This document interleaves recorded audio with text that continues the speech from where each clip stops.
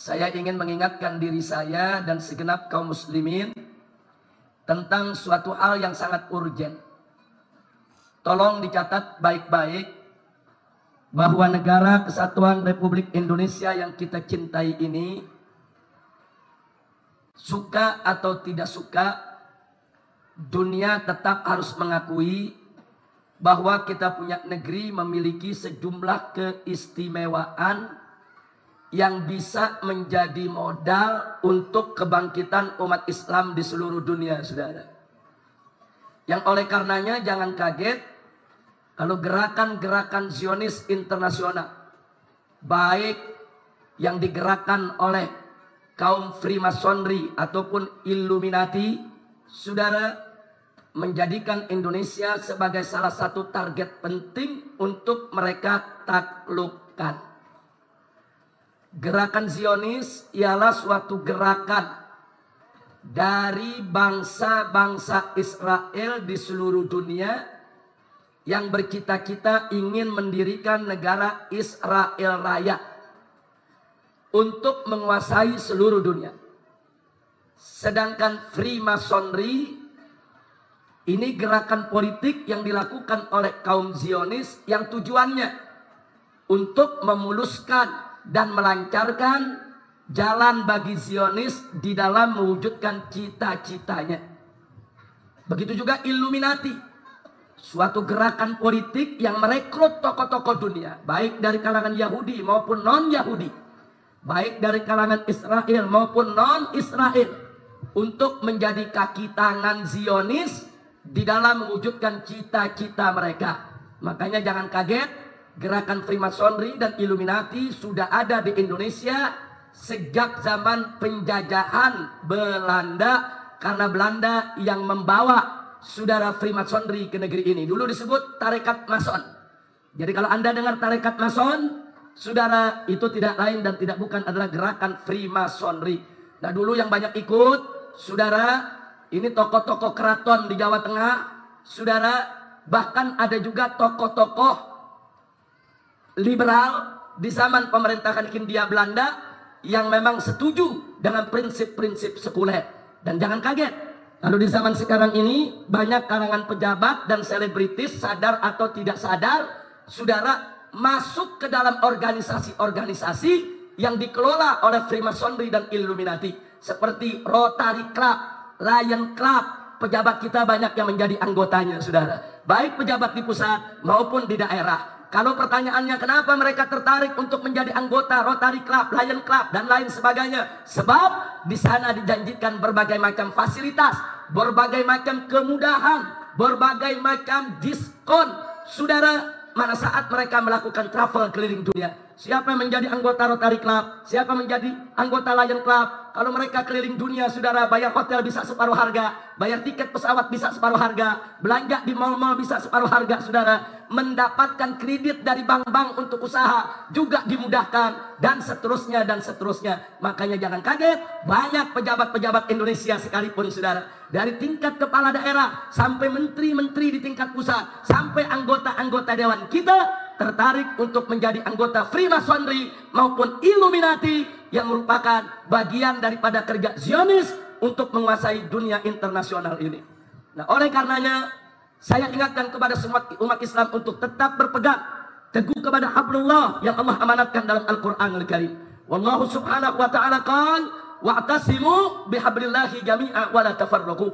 Berpegang teguhlah kamu kepada hablullah, kepada tali Allah, kepada hukum Allah, kepada aturan Allah, kepada ajaran Allah, dan jangan sekali-kali kamu berpecah belah. Umat Islam tidak boleh bercerai-berai, tidak boleh berpecah belah. Wajib mereka bersatu di dalam hukum Allah, di dalam menegakkan kalimat Allah, dan di dalam meninggikan kalimat Allah subhanahu wa ta'ala, insya Allah. Nah, sekarang mari yuk kita buktikan secara singkat saja kenapa gerakan-gerakan Zionis, Freemasonry, Illuminati, dan sejenisnya mereka rame-rame masuk Indonesia, saudara.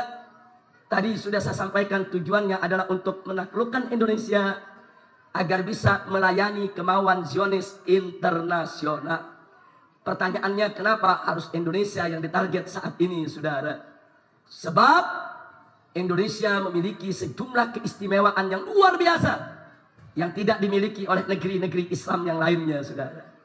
Yang pertama, bahwa Indonesia ini adalah aktsarus sukanan Islamiyan, saudara, fil alam, yaitu negeri yang memiliki penduduk mayoritas Muslim terbanyak di dunia, saudara.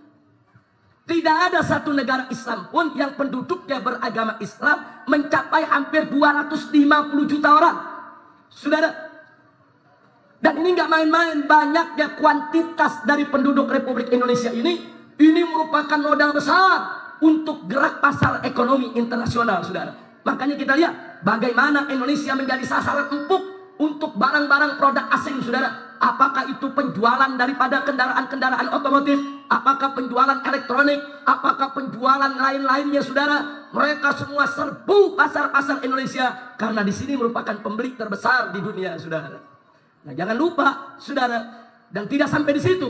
Dengan mayoritas umat Islam ada di Republik Indonesia ini, saudara, secara otomatis siapa yang memimpin Indonesia, siapa yang menguasai Indonesia, sebetulnya dia adalah pemimpin Muslim sedunia, saudara. Ini merupakan penduduk dengan warga Muslim terbesar di dunia, saudara. Negara-negara Arab tidak seberapa, saudara. Negara-negara Arab terpecah menjadi negara-negara kecil. Ada Saudi, ada Kuwait, ada Yaman, ada Bahrain, dengan penduduk hanya beberapa puluh juta saja, saudara. Tapi Indonesia, negara kesatuan Republik Indonesia, dari Sabang sampai Merauke yang begitu besar, begitu luas, ini menghimpun tidak kurang dari 250 juta jiwa beragama Islam, ibadallah. Oleh karenanya ini dibaca oleh musuh-musuh Islam. Dengan Indonesia menjadi negara berpenduduk Muslim mayoritas sedunia, berarti Indonesia punya potensi, saudara, menjadi pusat kebangkitan Islam di dunia ini, saudara. Maka itu, saudara, musuh-musuh Allah, musuh-musuh Islam tidak suka dengan potensi yang dimiliki oleh Indonesia ini, saudara. Lalu apa yang mereka lakukan? Mereka lakukan berbagai macam upaya. Bagaimana caranya ke depan? Indonesia tidak lagi mayoritas Islam, saudara. Mereka hancurkan sendi-sendi kehidupan kita. Bagaimana Indonesia 20 tahun yang lalu, umat Islam di Indonesia masih 90%, saudara. Tapi hari ini umat Islam di Indonesia hanya 86%, saudara. Kenapa bisa berkurang? Satu, karena kristenisasi yang merajalela, pemurtadan yang merajalela di berbagai daerah di Indonesia, dan banyak orang-orang awam Indonesia yang dimurtadkan. Enggak sampai di situ. Yang kedua, saudara, bagaimana orang-orang di luar Islam mengharamkan pengikutnya memiliki keturunan sedikit, saudara. Sementara di kalangan umat Islam, saudara, rame-rame ingin punya keturunan sedikit, saudara. Ya, mereka berlomba untuk memiliki anak keturunan yang banyak, sementara umat Islam berlomba untuk mengurangi atau menahan keturunannya satu atau dua saja. Akibatnya populasi pertumbuhan daripada orang-orang Islam menjadi lambat, sedangkan populasi pertumbuhan orang-orang di luar Islam menjadi cepat, saudara. Nah, makanya maaf Pak Bu ya, jangan salahkan saya kalau saya sering ngomong depan ibu-ibu, ibu punya anak yang banyak, bapak-bapak cetak anak yang banyak. Mumpung bapak mesinnya masih mantep, pabriknya masih ada. Ada yang protes, ada yang katakan, Habib Rizik, ini bagaimana? Kok kita diajak untuk punya anak banyak? Habib mesti tahu, lebih baik punya anak satu, jadi kiai, daripada punya anak 20. Bu, benar begitu? Berpengaruh kan? Saya jawab jangan. Saya jawab jangan. Saya jawab, saudara, tunggu dulu. Kalau Anda punya prinsip begitu, saya punya prinsip lebih baik punya anak 20 jadi kiai semua daripada satu jadi. Udah punya anak satu jadi. Nah, jadi artinya apa? Dalam berprinsip itu kita harus berjiwa besar, jangan berjiwa kerdil. Saudara, kalau ada orang mengatakan lebih baik punya anak satu jadi kiai daripada 20, loh dia punya anak 20. Kan kemana bapak dan emaknya, sudah? Apa dia nggak didik itu anak? Di dalam Islam ini ada dua ketentuan, saudara. Kita itu dianjurkan oleh Nabi alaihissalatu wassalam untuk memiliki keturunan yang banyak dan baik. Bukan banyak saja, banyak dan baik. Makanya tatkala Sayyidina Ali ibn Abi Thalib radhiyallahu taala anhu dan Sayyidatuna Fatimah Zahra radhiyallahu taala anha dinikahkan oleh Nabi, salah satu doa Nabi untuk pasangan yang baru dinikahkan tadi adalah Allahumma akhrij minhuma al-katsir tayyib. Ya Allah, keluarkan dari pasangan suami istri ini, dari Ali dan Fatimah, keturunan al-katsir yang banyak, at-tayyib dan baik. Dan di dalam hadis Nabi mengatakan tazawwaju wa taktsuru, kawinlah kamu sekalian sehingga kamu menjadi banyak. Fa inni mubahim bikumul umam yaumal qiyamah, kata Nabi. Karena nanti di hari kiamat aku akan banggakan kalian dengan banyaknya kalian di hadapan umat-umat yang lain. Nggak sampai di situ, Nabi mengatakan tazawwajul wadud dan wadud, nikahi perempuan-perempuan yang subur. Fa ini mukatsir bikumul umam yaumal qiyamah, karena aku akan bangga dengan banyaknya kalian nanti di hari kiamat. Nabi yang suruh kita punya anak banyak, saudara. Tapi jangan lupa Allah berfirman dalam surat An-Nisa, wallahu subhanahu wa ta'ala qala wal yakhsal ladina law taraku min khalfihim dhurriyatan bi'afa khafu 'alaihim falyattaqullah wal yaqulu qawlan sadida.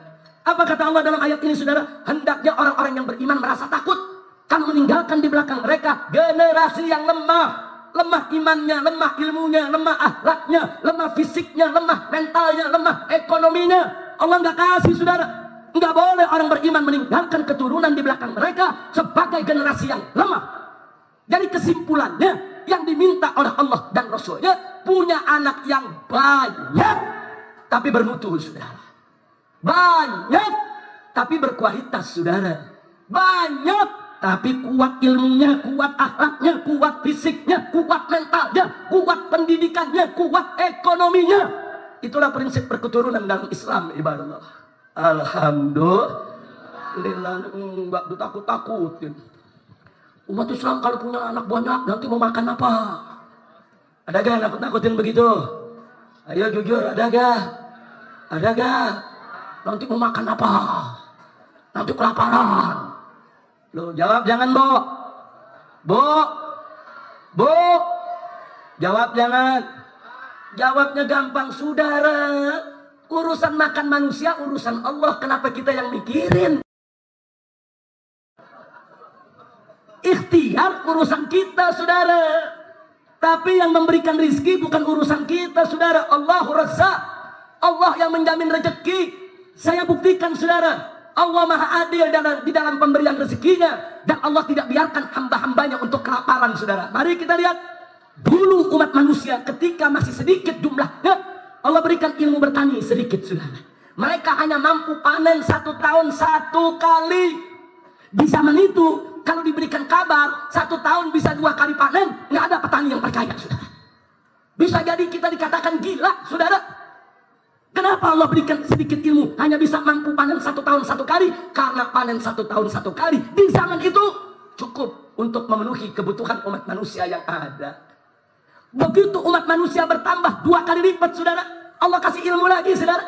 Manusia bisa panen 2 kali dalam 1 tahun. Subhanallah. Siapa itu yang memberikan ilmu bisa panen 2 kali dalam 1 tahun, saudara? Allah. Dan kenapa Allah berikan itu ilmu, saudara, yang Allah tidak berikan di masa yang lalu? Dulu Allah hanya berikan ilmu 1 tahun 1 kali panen. Sekarang Allah berikan 1 tahun 2 kali panen. Kenapa itu ilmu diberi? Karena Allah maha tahu. Kalau manusia sudah bertambah 2 kali lipat, ilmunya tidak ditambah, berapa banyak makhluk Allah yang akan kelaparan, saudara. Allah berikan sedikit ilmu 1 tahun 2 kali panen sehingga mencukupi untuk manusia yang ada di zamannya. Alhamdulillah. Saya tanya, siapa yang maha kuasa? Siapa yang maha adil? Siapa yang menjamin rizki? Takbir. Manusia bertambah lagi, saudara, populasinya. Enggak cukup 2 kali panen, saudara. Allah kasih ilmu lagi. Ilmu apa? Dulu 1 petak sawah itu panennya cuma 4 ton beras, saudara.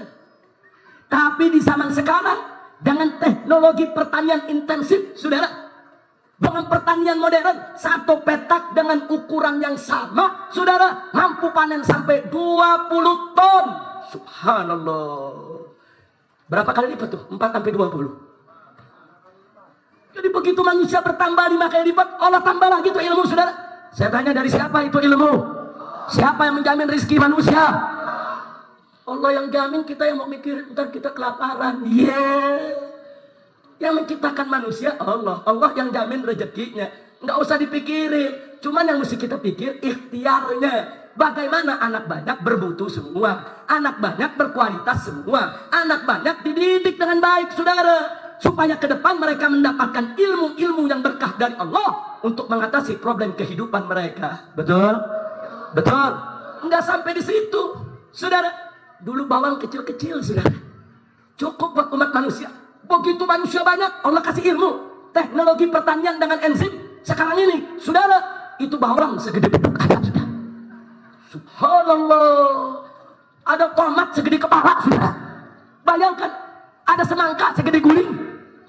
Dari mana itu ilmu, saudara? Karena Allah tahu kebutuhan manusia juga makin meningkat. Makanya kuantitas, saudara, jumlah daripada pasukan yang dibutuhkan oleh manusia pun juga harus meningkat. Enggak sampai di situ, saudara. Di zaman sekarang ini, saudara, Anda tahu vitamin C 1 tablet kalau Anda minum itu sama juga makan jeruk 20 kilo, saudara. Saya mau tanya, ibu-ibu kalau makan jeruk 20 kilo main berat ya?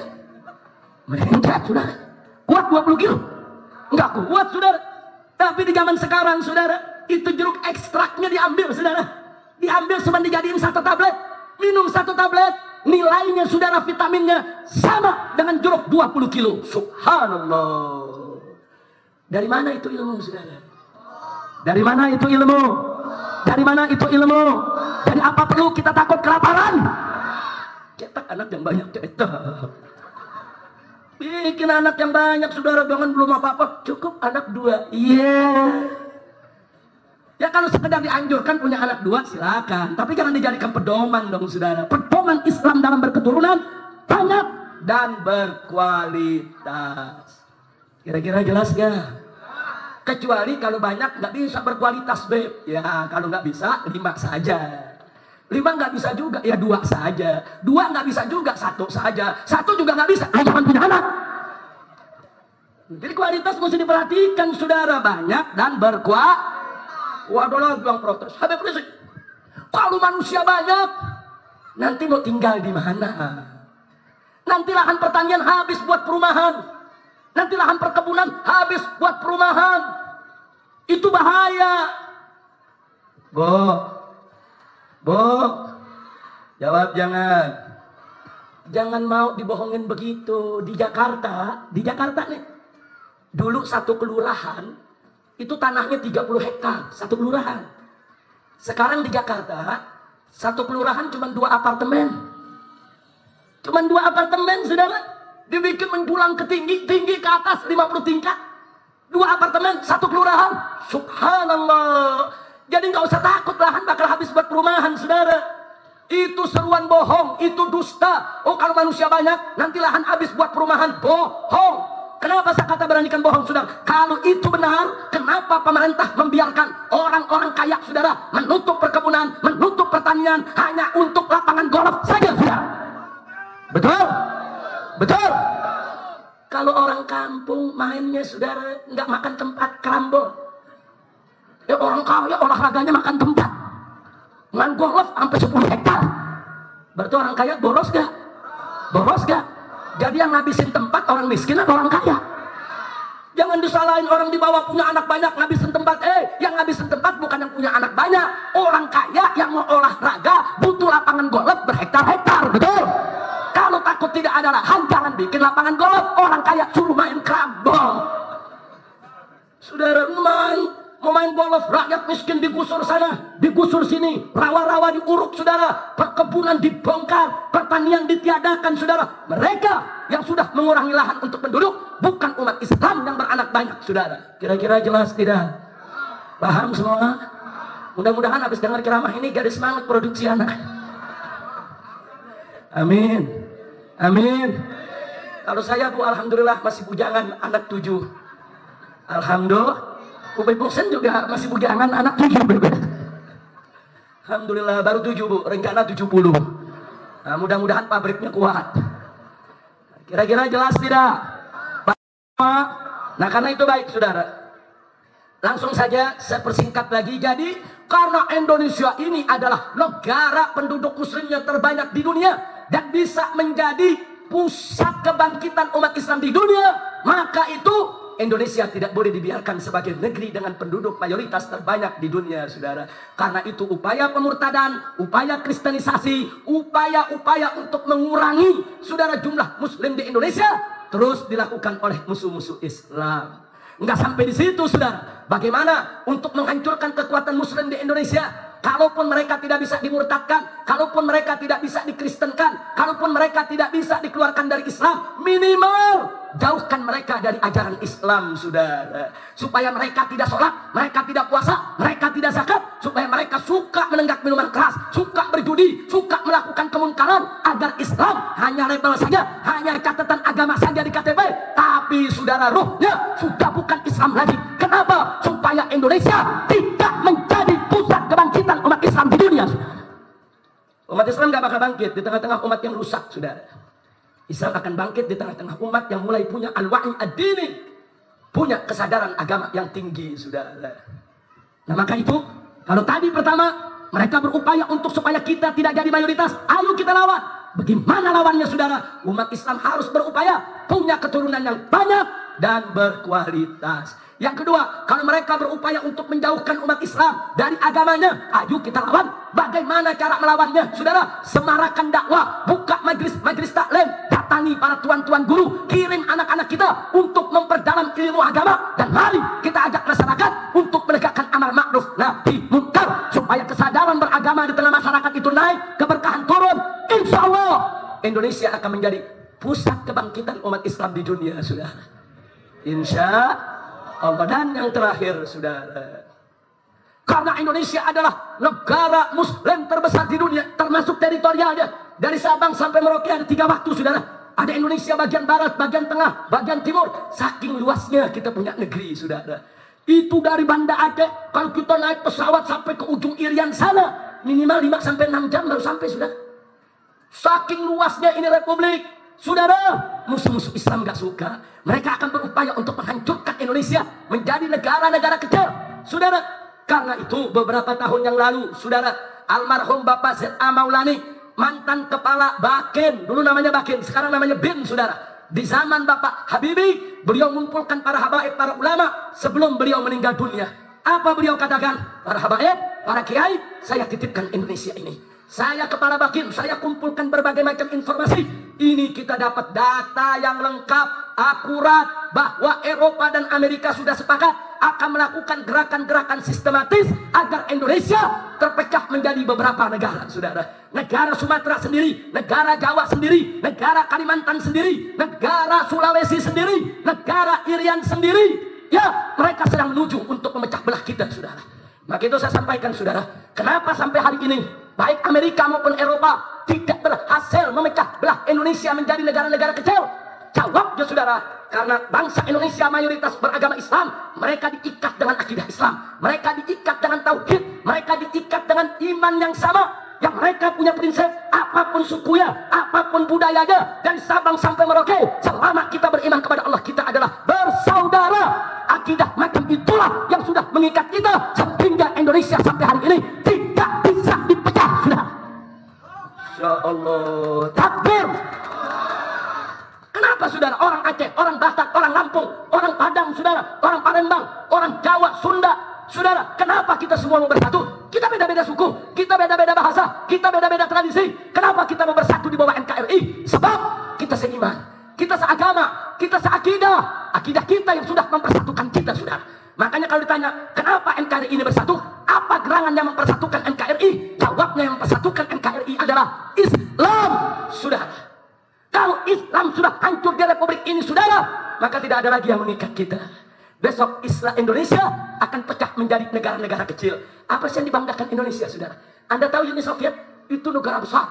Negara besar, bala tentaranya besar, punya kapal selam, punya senjata nuklir. Eropa tidak suka, Amerika tidak suka, saudara. Dipecah-pecah, dihancurkan dengan strategi politik sampai menjadi negara-negara kecil, saudara. Ada Rusia, ada Ukraina, ada Kazakhstan, saudara, ada Turkistan dan lain sebagainya. Dipecah.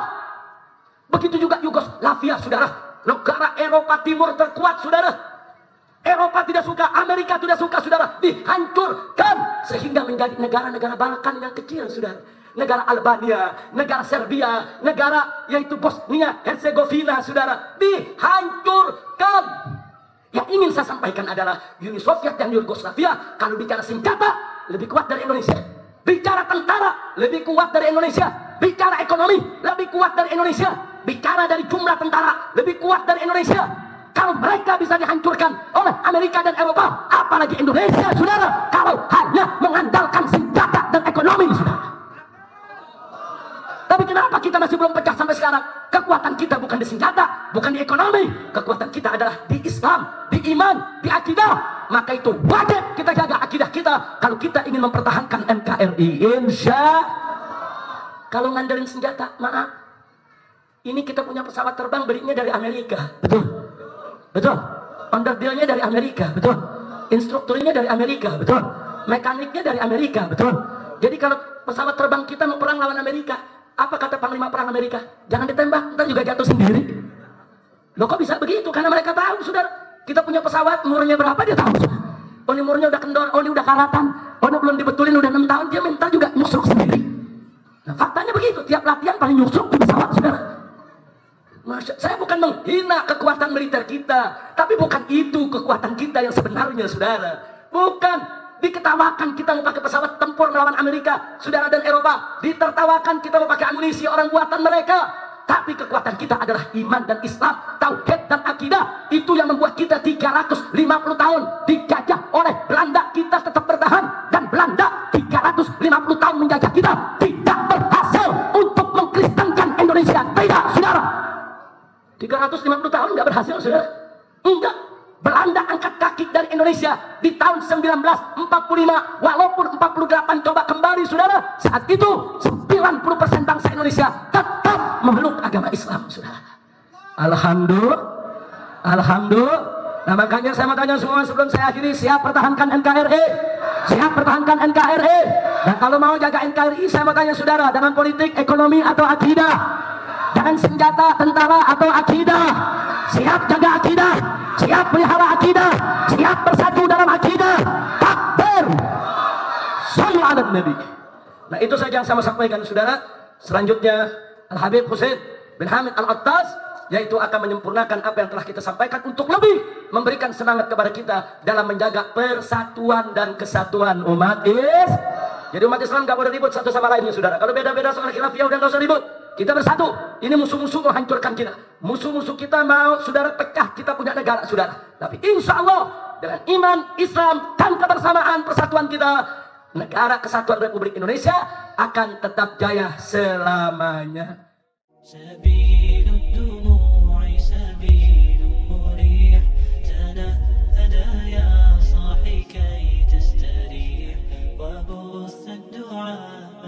في